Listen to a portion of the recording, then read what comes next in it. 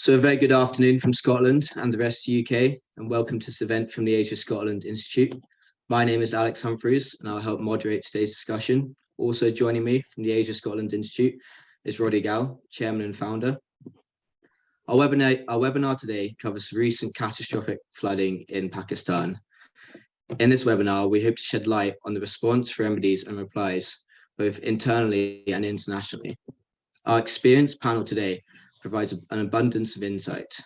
On the panel is Bilal Anwar, recently appointed CEO of the National Disaster Fund and Climate Policy and Sustainable Development Professional. Also on the panel is Dr. Ayesha Siddiq. She is a development and post-colonial geographer who lectures at the University of Cambridge. Serena Ahmad, one of the mighty women on Women's Hour 2020, Our Planet Power List. Serena is a climate change communicator and PhD researcher at the University of Manchester. And hopefully joining us today is Faisal Karim Kundi, a Pakistani politician who served as the 17th Deputy Speaker at the National Assembly of Pakistan and is now Special Advisor to the Prime Minister. For our attendees today, we're on a Zoom webinar platform, so your videos and microphones cannot be displayed and only panelists can be heard. Please raise any questions via the Zoom Q&A function, either privately to me or to the whole audience. We will try and get through as many questions as we can once the panelists have discussed. I'll pass over to Roddy. Thank you. Alex, thank you very much. And I'd also like to thank Kashif Riaz for having helped bring this panel together and hopefully being able to bring in the last missing sheep to come. Our speaker was not on with us yet, but to the rest of you, thank you for participating, and greetings from the United States of America, where south of where I am, of course, there's been terrible impact in Florida, again, a feature of climate change from the terrible Hurricane Ian there. I'd just like to start off by mentioning that during a visit to Pakistan last month, Antonio Guterres, the United Nations Secretary General, said he had, I quote, simply no words to describe the harm inflicted by the floods that have submerged the country during that past month. Numbers can at least quantify the extent of the disaster. Nearly 2,000 people have died and 33 million have been displaced. 1.7 million homes have been damaged and half of the country's cotton crop has been washed away. So this year's wheat production could be largely written off.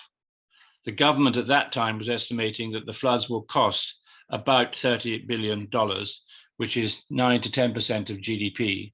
So this is very serious stuff, and it demands the world's attention and hopefully the involvement of others to assist in rectifying the situation. But I'd like to start off our discussion by asking Bilal if he, with his experience, could very kindly address the issue of the circumstances leading up to the flooding and what steps might have been taken to mitigate its damage before it arose. Bilal.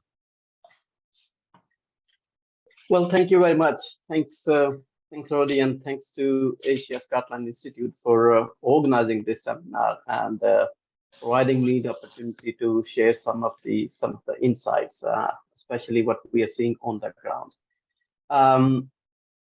You referred to and you quoted Antonio Guterres, who was here and who actually looked at the damages and the devastation caused by the floods.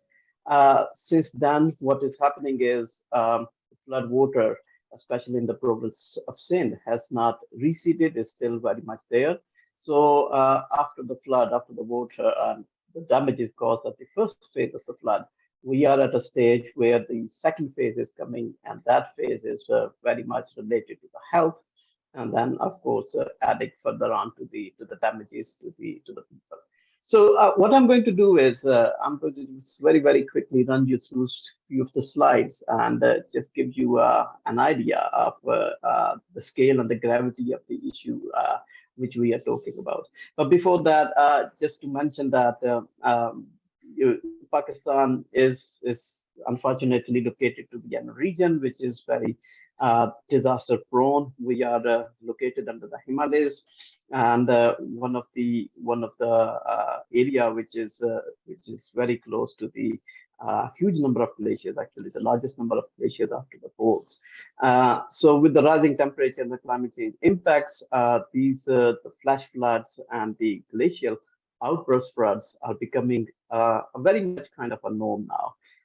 But this particular flood, this particular catastrophe, actually, this is not a glacial outburst, but this came out of extremely heavy, unprecedented rain and the outpours, the two parts of the country which basically faced.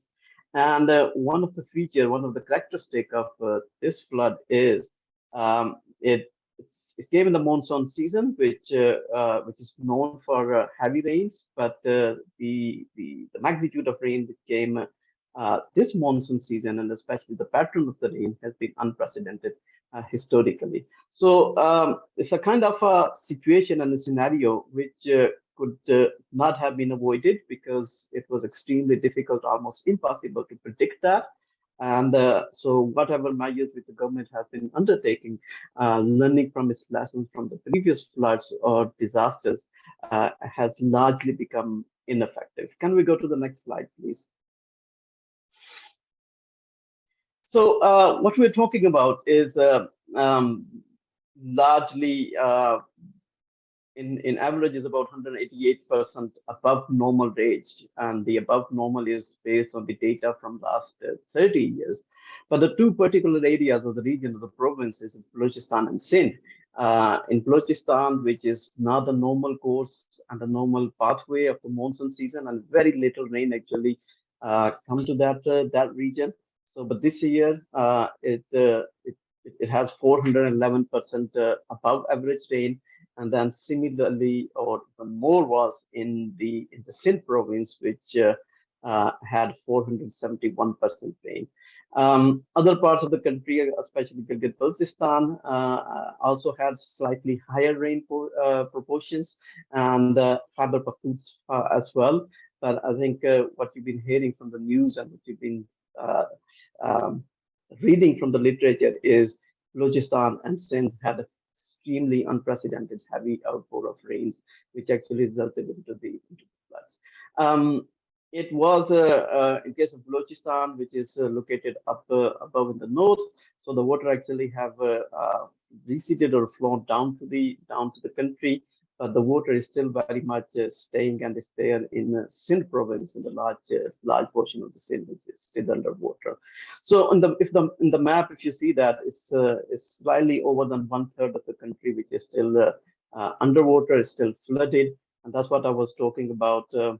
That the country, or the large segment of the society and the population, is now very much exposed to the risk of waterborne diseases and health hazard.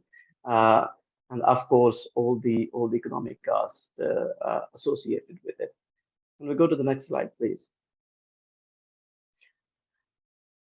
These are the some of the images. Basically, I took from some of the. I think it came from the Reuters, and you see this is Balochistan, and if you see the image on the left-hand side, this is from March 24 this year. Much cleaner image, whereas the situation completely changes in late August, where the population or the community, the houses, are completely flooded and surrounded by the flooding. And this small image is just a very it's just a reflection of what is the situation on the ground in Sindh, particularly at this point in time, where the water is still very much staying, and the people has not been able to go back to their homes and actually rebuild their homes and restart their lives. So the situation which is arising right now is that this water is not finding its way out because it's well above these natural pathways. And so this is exactly resulting into another kind of catastrophe. And next slide, please. In terms of the damages, the injured, deaths, and the injuries, is about 1,700 deaths so far, which has been reported, and the injuries, of course, are slightly higher or much higher, which is about around 13,000 people who have been reportedly injured. And again, if you see that it's the loss is both in the Balochistan and Sindh, and similarly in some parts of the Punjab as well, which is southern part of the Punjab, which also have been affected by the floods. So in terms of the number of districts, it's 84, which have been declared or has been hit, notified, and we're talking about 33 million number of people who are directly affected by these floods. Next slide, please. Infrastructure and houses damages. So this with such a widespread and gravity, it is inevitable that the public infrastructure is very largely affected, and either partially or completely damaged. And similarly, the houses of common people has also been damaged. So the number is pretty high, and we are actually receiving the data from the National Disaster Management Authority on a daily basis. And right now, you can see that the roads and the bridges, and there is also the data which is available for the schools and the health centers and other public infrastructure which have been damaged. Now, one particular area is the livestock, especially when we're talking to the rural people and rural populations. The livestock is an economic asset for them, and their lives and their economic livelihood very much depends on it. And we're seeing a large number of damages there where people have lost their livestock. The damages which have been estimated so far in terms of the infrastructure damages, the number, I mean, there's so many different estimates and the figures which have been floated around, but the infrastructure damages are somewhere in the tune of around $30 billion, and then the damages related to the houses are much more.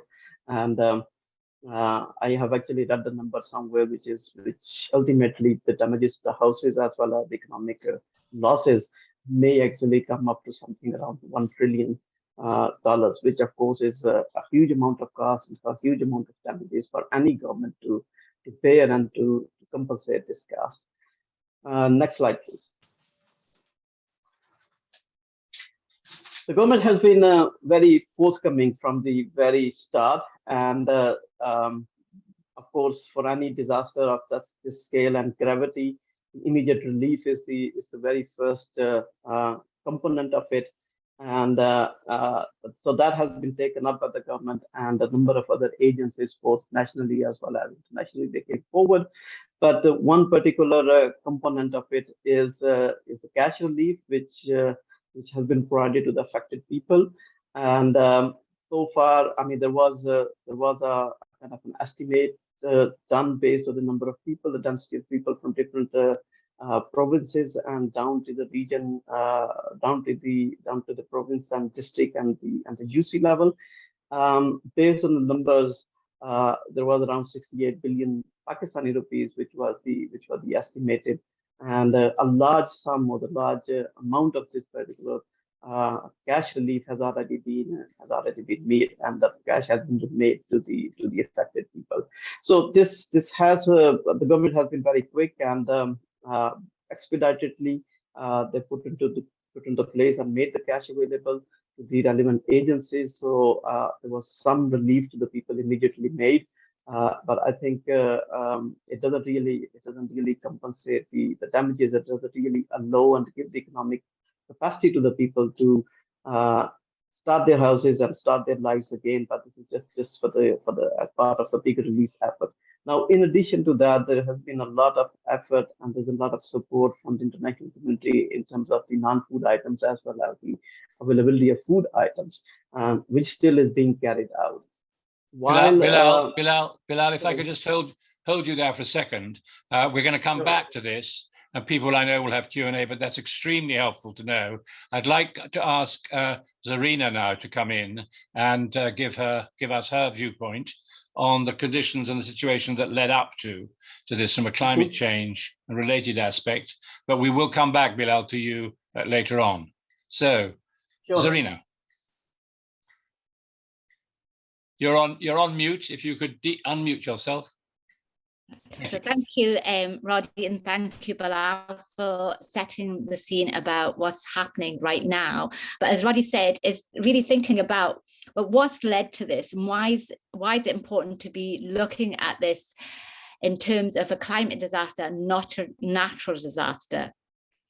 So thinking about natural disaster or a climate disaster is really important, because whatever we term it as will determine how the international community will respond to it, and which is really important. So the floods have been caused by heavier rain than usual, and these are the monsoon rains, but it's also the melting glaciers that have followed from having a severe heat wave. Now, all of these have historically been deemed as being natural disasters. However, there's now no denying that these are linked to climate change and have been accelerated because of climate change. And not just accelerated, but also the intensity of them is really important.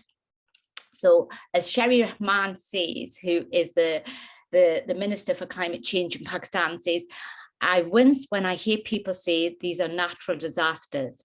This is very much the age of the Anthropocene. These are man-made disasters, and I couldn't agree with her more. Right, so next slide. Right, so Pakistan's vulnerability to climate change, and this is really important to know the vulnerability to climate change. There's the slide after, sorry, the next slide. Right, thank you. Right, so for the past 20 years, Pakistan is consistently ranked among the top 10 most vulnerable countries on the climate risk index. Now, this is because of not just the geographical positioning of where Pakistan is, but also because of the social vulnerability of Pakistan as well. So that's how they are ranked in terms of climate change vulnerability. But as you can see from this map, but what's really important is like looking at the actual geographics of Pakistan. So we've got Pakistan, which is right next to, it's got a border along the sea, it's got the Indus River, and then it's also got the Himalayas at the top. Next slide. So Pakistan is also hit by severe heat, as we said earlier on. So while high temperatures have always been prevalent in northwest Pakistan and India, research from the UK's Met Office shows that the climate emergency has made those heat waves 100 times more likely. Now, the heat waves of 2022, so that was back in like April and May, broke records for temperature highs in Pakistan and in India. The waves have also received attention due to its length of time that is crossed over. So an interesting fact was that a place called Jacobabad in Pakistan was named the hottest city on the planet last month, and people are living on the searing edge of climate change. Next slide. So these severe heat is what's leading to the monsoon rains. So I'm just going to put a little bit of context about monsoon rains, because that is what we associate the floods with as the monsoon rains. So the monsoon rains can produce up to 3/4 of Pakistan's annual rainfall and often cause localized flooding across the country. Hence why it's always seen as being natural disaster rather than a climate disaster. However, over June and August 2022, Pakistan received nearly 190% more rain than its 30-year average. And the southern provinces of Sindh and Balochistan, as we know, were the worst affected, receiving 726% and 590% of their normal August rainfall, respectively. Next slide, please. Right, so monsoons are caused by temperature differences in the air over land and sea. And they blow from colder to warmer areas, and in the monsoon region in summer, the land and the air above it become very hot. So as the monsoon winds are heavy with moisture from water that evaporate from the sea, the moisture is then dropped over the land in the form of heavy rains. However, the rise in sea surface temperatures because of climate change and global warming is believed to have increased the monsoon rainfall. Next slide. So Then we also in Pakistan have glaciers melting. So Pakistan is home to over 7,200 glaciers, more than anywhere outside the Arctic poles. So rising temperatures linked to climate change are most likely making many of them melt faster and earlier than predicted, adding water to rivers and streams that are already swollen by rainfall. Next slide, please. So thinking about the glaciers melting, as we said, global temperatures are linked to causing glaciers to rapidly melt, creating thousands of glacial lakes. So in Pakistan at the moment, there are roughly about 33 of these glacial lakes, and at least 16 of these glacial lakes are likely to outburst linked to heat waves that have occurred earlier on this year, compared with an average of 5 or 6 per year. And most recently, we have seen glacial flooding in Gilgit-Baltistan regions at the same time as the monsoon floods in Sindh and Balochistan. Right, next slide, please. So why is this important? So this is an aspect of climate justice. Pakistan contributes less than 1% of its global greenhouse gas emissions, but it is one of the places that is most vulnerable to climate change. And a study by an international team of climate scientists says that global heating made the flooding up to 50% worse and future floods more likely. And also in Pakistan, we have an issue with deforestation, which has also been a factor worsening the floods. Next slide, please. The time is running out, and it's running out fast. And this is important because we've got COP27 coming up. We've had many COPs, but again, the impact of climate change is not being affected in the West, and which is something that we really need to highlight again and again, that lives are being lost, homes are being lost, devastation is being caused.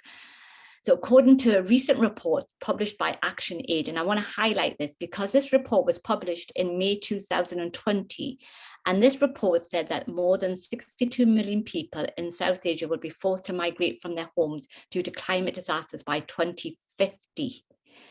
Now, and they said in a best case scenario by 2030, there will be upwards of 600,000 climate migrations in Pakistan due to sea level rises, water stress, crop yield reductions, ecosystem loss, and droughts. However, in this recent year, we have seen that those figures are actually being reached right now. So this is why time is running out, and time is running out fast. And so that's where I'll leave it, and I'll pass it on to the next speaker. Thank you. Thank you very much for that. I'm going to ask Bilal, in Faisal's absence, if he'd like to just comment on that before we go to Aisha. Bilal, having heard what Zarina has said, could you comment on that? And I know you had some other things you wanted to mention. Well, very frankly, I completely agree with what Zarina said, and you know, from a scientific side of things, and then in terms of what was happening in the ground, which actually worsened the situation. That's right. I mean, no one is calling them, and no one is actually. This is kind of a very well understood. No one calling them any more natural disasters. So everything is man-made, and is humanly induced. So especially the climate change induced disaster. So this particular disaster, I'm sure that the further studies are going to be done, and the model is going to come up with a much sharper and focused reviews of it. But what we know already is this is a climate change induced disaster. And the other thing is very much clear that this is the frequency, both frequency and intensity is going to increase in the coming years and coming decades. Now, Zarina also mentioned about the time, and she's absolutely right. In terms of what we're seeing, the global action and the emission reduction commitment made by all the countries, we see that under the Paris Agreement commitment, we're going to pass 1.5 degree target actually very, very soon, before the somewhere in the second half of this century. So yes, I mean, there is a time for action, and some extreme and urgent action. Bilal, do you think this is going to be raised at the COP meeting in Egypt that's coming up? And is the Pakistani government going to be active in trying to attract more international support? Certainly. I mean, the preparations are being done, and this is going to be one of the sticking point and highest political agenda in the COP meeting. The Minister for Climate Change is leading that effort already, and I think it should be, because the loss and damage is a very much unfinished agenda item in due for the last so many COPs, which actually directly relates to what's been happening in Pakistan. And similarly, capacity building, climate finance, transparency, and number of other issues which should have been made operationalized some long time ago. Thank you. Aisha, could we perhaps turn to you now and hear your views on what you've heard so far and other comments you might have, and then we'll open the thing up for a wider discussion.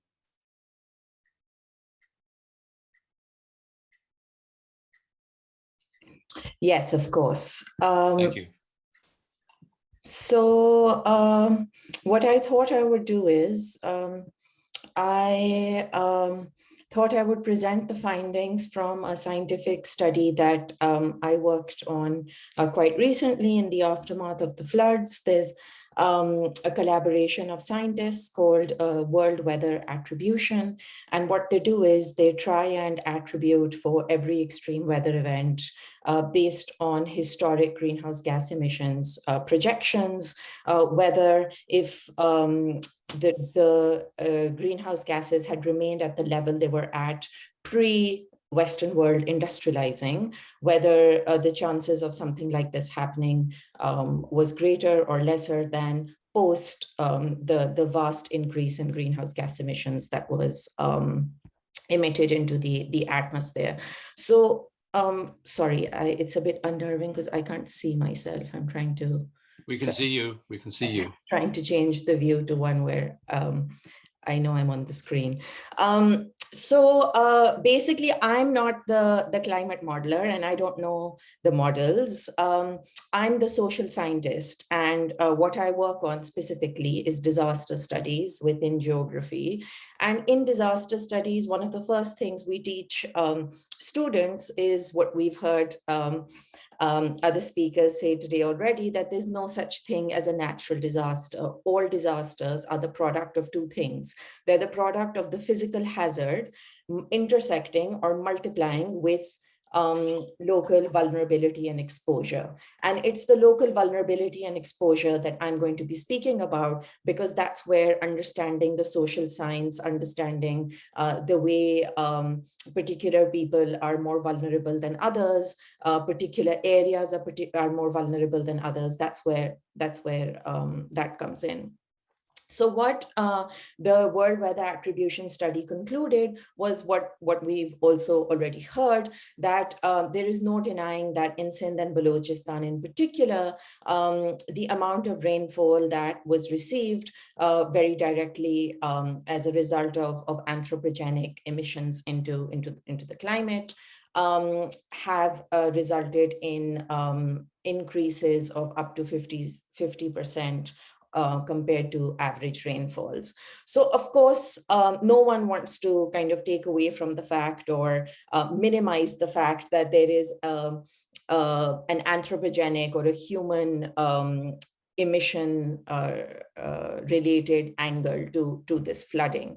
The other angle, and I understand why that's not something that's as easy to talk about sometimes, because it requires exploring perhaps more contentious and more difficult subjects, but that's what I kind of specialize in.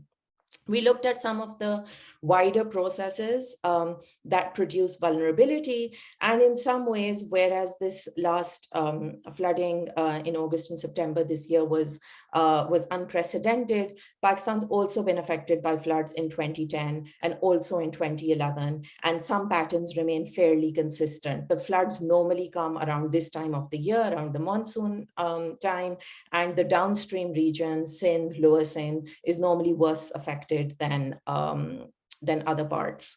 So given all of that, why is it that it's hard to address some of the wider processes that produce repeated vulnerability, and why has it been difficult to address levels of exposure?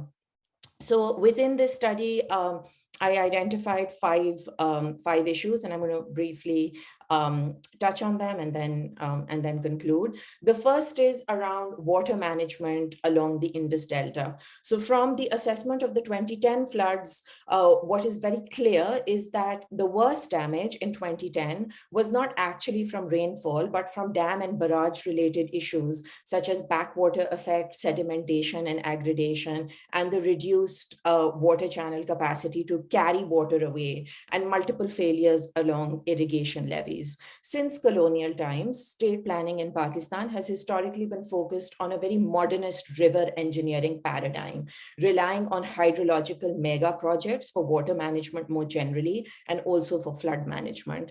This has resulted in a number of documented challenges, such as breaching of bunds, creating sudden changes in river flows and feeding flood waves. There have also been significant drainage-related challenges, especially in the lower Indus Basin, that is supposed to channel all the water from upstream into the sea. And that's really why there's so much water just stagnant in the lower part of the Indus Basin right now.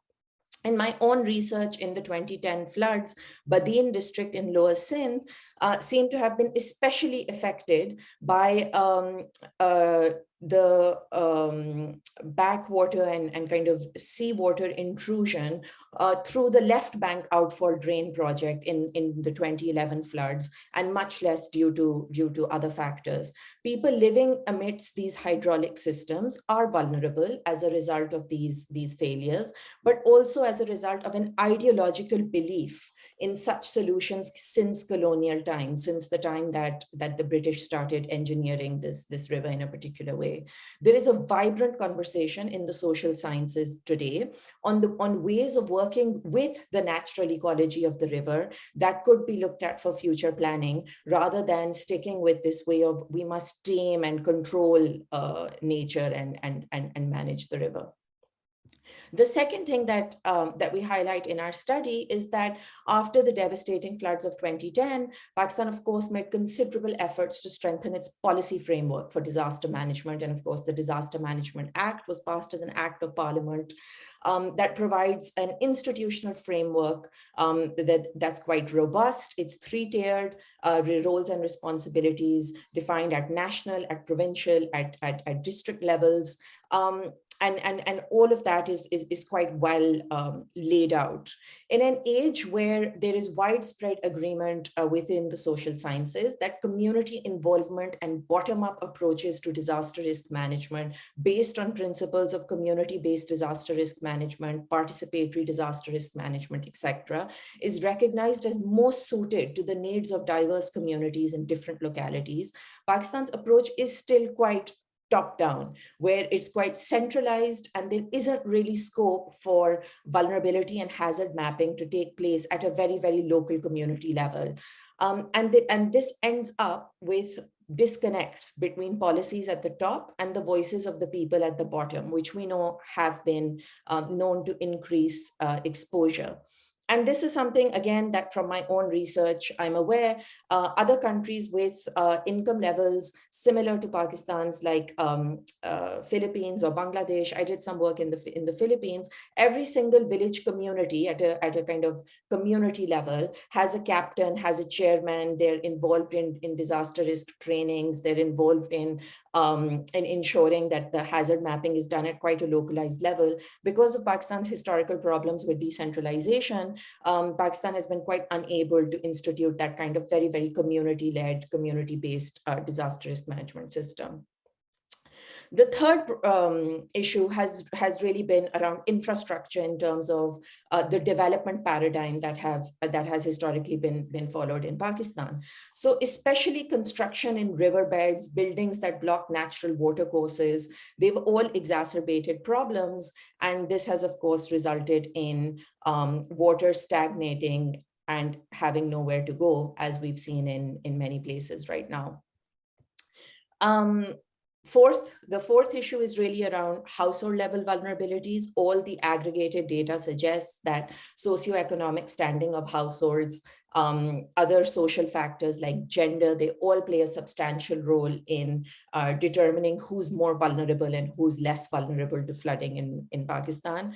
Addressing these vulnerabilities has, of course, been at the forefront of the state's wider social protection intervention in Pakistan, which has, of course, seen lots of positive outcomes. Its flagship SARS program, or what was historically called Benazir Income Support Program, including instituting disaster relief cash transfers in the past, the Watan Card, the Pakistan Card, the big kind of Pakistan Citizens Damage Compensation Program in 2010 and 2011 was actually very, very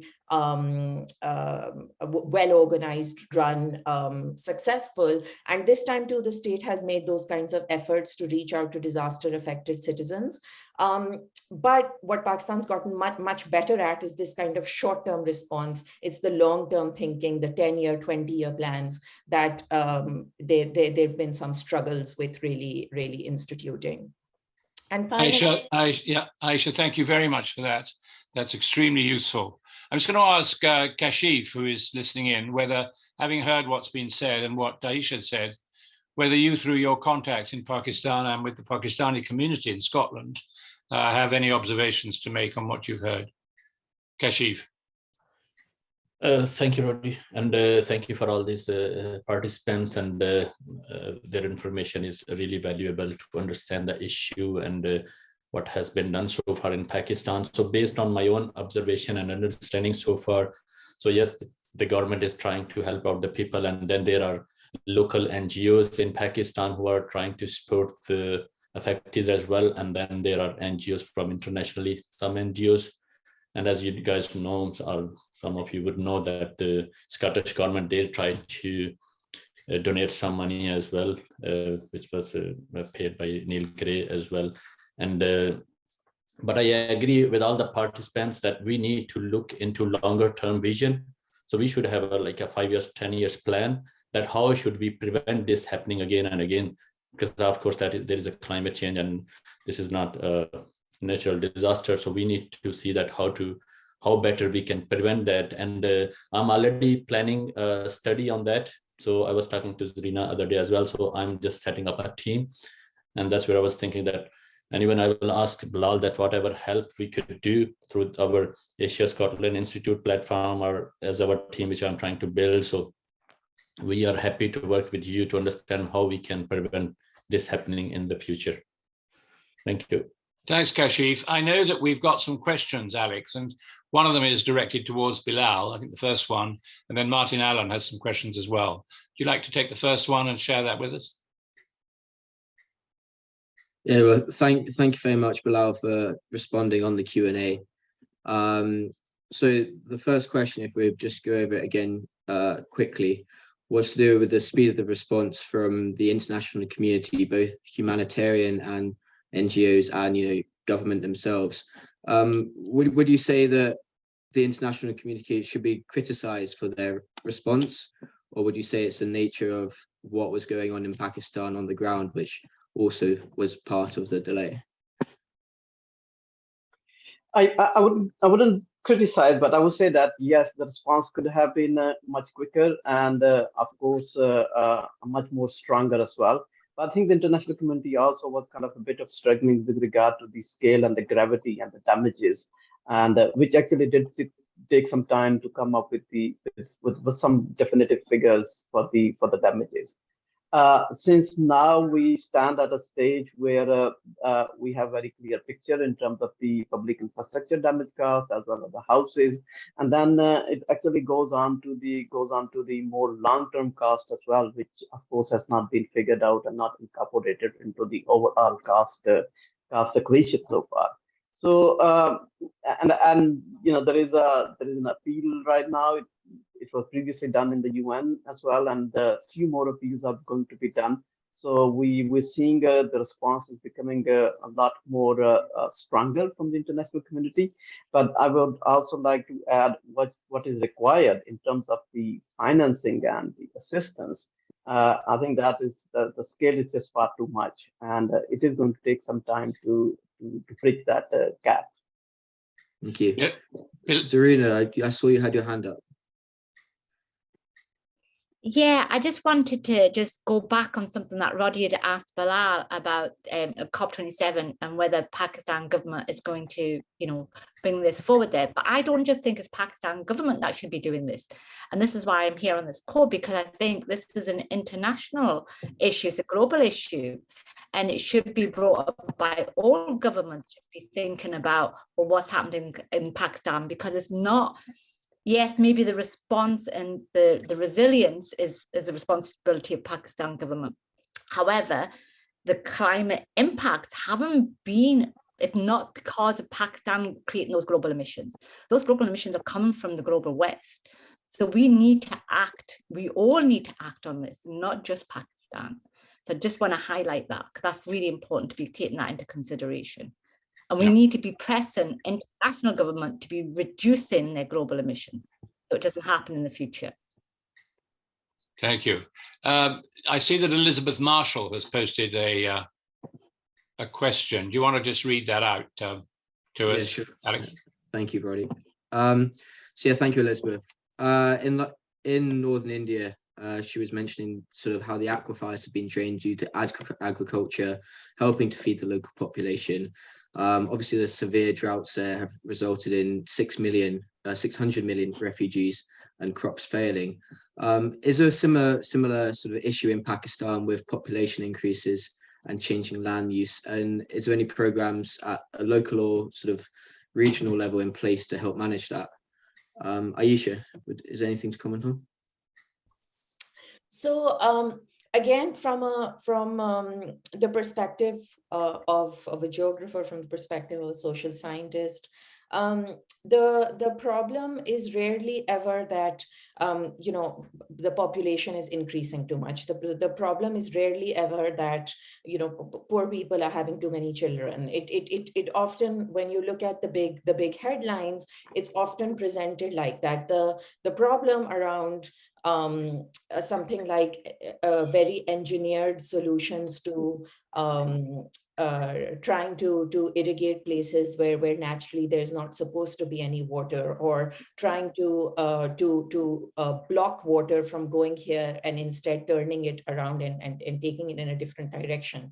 Those kinds of mega projects, those kind of mega interventions in the natural system, we know there's significant evidence on that. They rarely have kind of long-lasting positive impacts. They might be able to help out in the short period of time, but long term, they only result in exacerbating and making these problems a lot bigger. And I mean, there's a lot more I could say on that, but I'll stop there. Thank you. Bilal. Yeah, I mean, just to add on what Aisha already mentioned, I think the kind of the developmental discourse or the pathways which have evolved, and that's not only to Pakistan or India or to this part of the world, but many other parts of the world as well, has been of such a nature which has not really contributed, which has not helped in a long way to deal with some of the very, very fundamental issues. Now, when it comes to the climate change, I mean, that's absolutely correct. And we all know that Pakistan is just a victim of it, which the emission concentration, which has been going down for the last, evidently for the last 300 years. But we happen to be at a place which is very much exposed to it. So what Zarina said, that this is a global problem. I mean, that today Pakistan is very much exposed, and similarly we're seeing some impacts in Bangladesh and other places as well. I think tomorrow is going to be many other parts of the world as well facing very similar kind of challenges, God forbidden. But this indeed is a global problem. But what we are seeing in COPs, and I'm a regular COP goer for the last 20 years, what we're seeing is many of the decisions which should have been taken a long time ago, especially loss and damage and the capacity building and climate finance, and some of the commitments which were very clearly made with regard to climate finance, they were not really honored. So I think this COP should not open up any new agenda item, but it should actually be extremely focused on closing all the issues which are left undecided, indecisive, or unconcluded. Yeah. Alex, I wonder if you could just raise Kaleem Hussein's question, which is how long do the panelists feel it'll take Pakistan to recover from the impact of the floods? I wonder we could kick that out to people. What do people feel about that? Zarina, do you want to answer that? You've got a feeling as to how long it's going to take, and then we'll go to Bilal again. Well, I have no idea how long it's going to take. That's the honest answer. Because it's not just about the infrastructure recovery, that's also about the health and wellness of people, the long-term impact that it's going to have, all the diseases, the waterborne diseases. Then you've got all the livestock, and the impact of not having that livestock as for economy, for food, all of those issues. I think it's going to be really hard to see how long it's going to take, because there's just so many different factors there. There's so much complication there. Yeah. Bilal?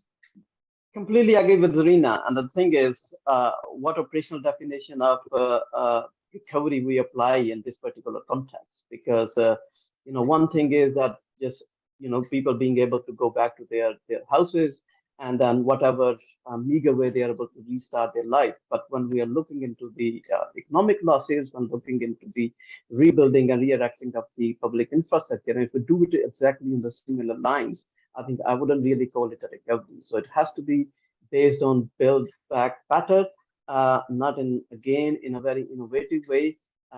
Any public pieces or any public infrastructure has to be climate and disaster resilient, and that's going to take an awful lot of time.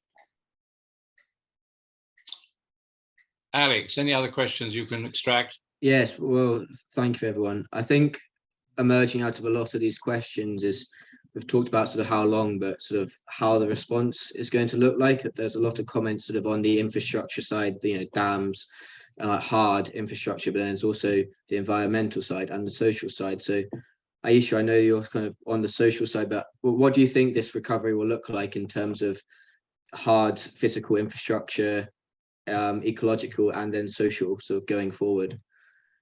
So just to kind of add some nuance there, my own PhD was on the flooding of 2010 and 2011 in Lower Sindh, and I did field work in Tartabadir and Thar, which are all along the belt in the southern part of Sindh.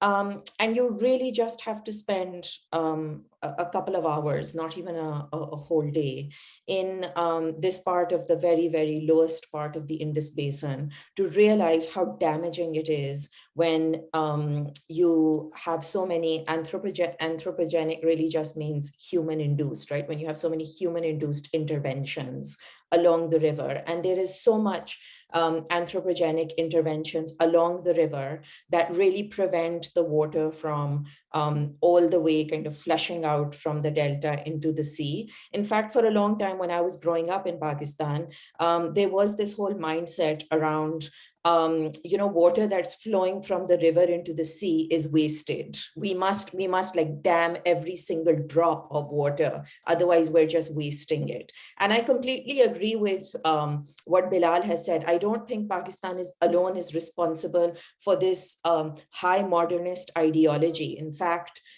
we can trace it very directly back, and as a number of historians like David Gilmartin, Imran Ali, etc. have, you can trace it right back to this is how British ruled over South Asia. They opened up lands for through irrigation and then parceled them out for particular political purposes. And so really that whole conversation around reparations and climate reparations needs to be linked into broader historical processes of injustice that have taken place in this part of the world. And to very directly respond to your question on how do I think hard engineering, or will it play a role? I really shudder at the thought, but I believe that the Chief of Army Staff is still going around saying that the Daimir Bhasha Dam must be built, because without building it, we cannot prevent. I mean, it is just insane that in 2022, we are still having these conversations. The World Bank has stopped funding very large dams because the consequences, social, environmental, ecological, negative consequences of that are so well known. But we're just clinging on to this very old school ideology that the British left behind and that Pakistan has just run with, and we're refusing to change course in the face of all reason. Thank you for that. Bilal, is there anything else you'd like to add to that, although it's fairly comprehensive? Thank you. Yeah, it was fairly elaborated, and I'm glad actually Aisha actually brought the whole historical context into it, which is very largely kind of responsible for it. And there's a whole social context to it as well. I mean, when I see it and when I read about this canal colonies and all these, which has been established in Pakistan, and the kind of impact they had on the agriculture, rural agriculture practices, as well as the rural livelihood and social and economic life, I think it became very apparent that this has not really served extremely well. But nevertheless, I think moving ahead, we are in a very different kind of a scenario. So moving ahead, we need to think a lot more kind of creatively, and based on the most recent knowledge and the scientific experiences and the findings we've had. Thank you for that. We've sort of just discussed that. One thing I'd like to bring up is obviously the central government of Pakistan, and we understand that the response in general was slow, but they're doing their best. How do you think it's looking to change the way the local authorities, the National Disaster Management Authority, sort of adapts its best practices going forward? Or do you think that the government just got caught off guard basically by this extreme event? Zarina. Well, I just feel as if there's a little bit of finger pointing at Pakistan government, because I'm just thinking, if it was in any other country, let's say if we were in the United Kingdom, we had a small flood, right, and relatively very, very minor flood in the south of England last year. How, they weren't prepared. It was disastrous. So if we had a flood at the scale of what Pakistan has suffered, how does UK government, or how does any government respond to it, would be my question. Are any governments prepared for something like that? I think that's a good answer. Scotland is known as the hydro nation. A lot of work has been done in Scotland, as you will know, on issues like water supply and the control of water and the cleaning of water as well, desalination plants and the like. So I think that the scientific solutions lie very much also in the West, and that thinking, as Aisha and you, Zarina, have said, should be shared now and brought to bear. So it's not just a question of throwing money at the problem, it's bringing, I would suggest, the scientific knowledge and technology to help. We haven't asked the question, I don't think, and it has been put in the Q&A, about whether, or to what extent, advanced satellite information was available to people in government to start to take steps as they saw this coming. And I'm wondering if, Bilal, you were aware of any early warning signs that should have been available and were available, but were not heeded. Yeah, I mean, they should have been available. What was made available, or what was transmitted to the relevant agencies, of course, it wasn't sufficient, it wasn't adequate, and that's why the response was a little bit surprising, and as some of the participants saying, actually slow. I think one must need to acknowledge that Pakistan does not have a very elaborated advanced warning systems, and which Pakistan is actually building that on it as well. The need is very well recognized. Our National Disaster Risk Management Fund actually very recently financed a project for Pakistan Meteorological Department to scale up and strengthen their capacity for early warning systems, and that includes about 300 automatic weather stations, as well as I think 7 or 8 radar systems, which of course is going to be tremendously building the capacity for early warning system. But right now, what we have is pretty patchy, and I think there's a lot of work to be done on that front. Is there an opportunity here, Bilal, and I suppose I address this to Zarina and Aisha as well, for India to cooperate with Pakistan to help on this huge humanitarian crisis? Is there any sign of that happening? The opportunity, of course, is there. It was there, and I'm sure that it has been there. But I mean, there are political reasons, and very valid political reason that India might not have come forward in an extremely visible way. But I think there has been kind of I mean, on an informal or personal basis, people have been kind of sharing information whatsoever. But I'm not aware of it if any government to government cooperation and collaboration have actually taken place in this particular instance. But I don't know if other colleagues have any such information. Seems not. Well, can I just add that just to what you were saying, Roddy, about this knowledge sharing and the scientific and the engineering side thing, but there's also ecological knowledge as well, thinking about it from an ecological point of view and the response from an ecology point of view, and also from indigenous and cultural knowledge. That should also, going forward, when we're thinking about building better, we should also be thinking about that and adding that in, because going back to what Aisha was saying, that, you know, building dams is not the answer. You know, having, you know, water ways where it's not supposed to be aren't the answer. So it's like thinking about, well, going back to what was it like before colonialism, before the infrastructure was changed, and how do we build that knowledge into building back Pakistan better and the recovery of it. And maybe this is where that connection to India might actually bridge some of that knowledge, because there is that indigenous knowledge that can be shared. Well, you're quite right. That's an interesting point you're making, because in Australia and elsewhere, and in parts of the United States now, there is an acknowledgement that going back to solutions that the indigenous peoples found, and looking at how those could be applied in modern scenarios, is something that's attracting increasing attention. Indeed, it's interesting to see that, you know, one of the world's wealthiest nations, the United States of America, year after year have these appalling floods and fires and other disasters, which they have not yet found a way of solving. One of the obvious ways of solving this is to stop people building houses so close to where the water rises, and to looking again at the way in which houses are constructed, in many cases putting them on stilts to be able to survive these things. And in Indonesia, as we probably know, at vast expense, they're actually moving their capital so that it is higher, on higher ground above sea level, rather than in Jakarta where it is now. But anyway, I'm looking at the time, and I'm going to very quickly ask the panelists if they've each got 30 seconds they'd like to comment on what they've heard before I close off. And I'm going to start, Kashif, with you. Your thoughts, 30 seconds on what you've heard.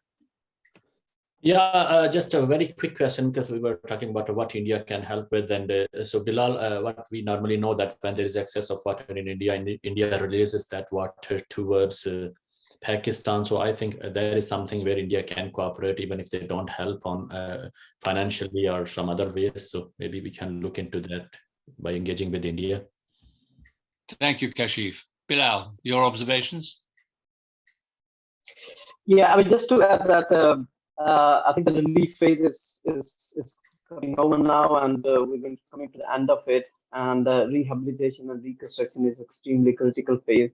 And I think we need to learn, and we need to learn a lot from this experience and the previous experiences as well, and come up with the public infrastructure and educate the people to put their houses, as Roddy mentioned, not on the natural water pathways, but at the same time, any construction need to be made on the new and scientific knowledge, and which need to be disaster resilient. Thank you. Thanks, I understand that. Of course, people have to live near to where their livelihood is. And so saying that, me sitting here in Scotland is very easy, but people have to survive as well, of course, economically. Zarina, 30 seconds, your observations? Quickly, yeah, I think that we shouldn't just see the climate disaster in Pakistan as just being the responsibility of Pakistan. It should be a global issue, and we should have a global community response to it. Thank you. Aisha? Yes. From a social science perspective, we're very clear that we need to do a lot more work to decolonize and to bring much more indigenous and local knowledge systems into play. The natural scientists are saying the same thing. They're saying a lot of the climate modeling uses variables that is only important for the West and much less so for South Asia and its monsoon season. I have this idea of putting together a big project to decolonize knowledge on climate in Pakistan. If anyone thinks they might have access to funding for me, please do get in touch, because we think we can really make a difference on the science in this area. Good. Thank you. Thank you very much indeed, all of you, for your contributions. This is, as we've obviously realized, a hugely important subject.